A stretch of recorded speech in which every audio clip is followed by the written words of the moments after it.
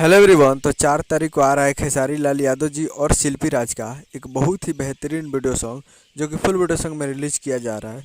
और इस गाने को लिखे हैं कृष्णा बेदर्ती जी और इस गाने को गाए हैं खेसारी लाल यादव जी और शिल्पी राज जी।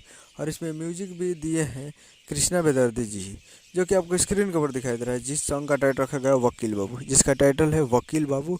और ये full video song release in on 4 जनवरी को सुबह 6:30 AM पे फुल वीडियो सॉन्ग को रिलीज़ किया जाएगा। और एक मूवी का सॉन्ग है जिस मूवी का नाम है सन ऑफ बिहार।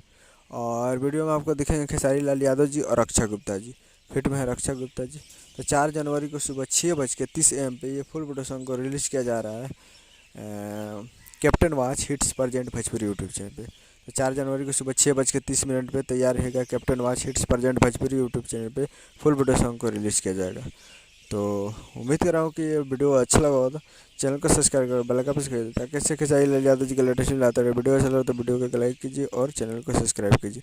और 4 जनवरी को सुबह 6:30 AM पे कैप्टन वाच पे तैयार रहेगा। मिलते हैं अगले वीडियो में, तब तक के लिए जय हिंद, जय भोजपुरी।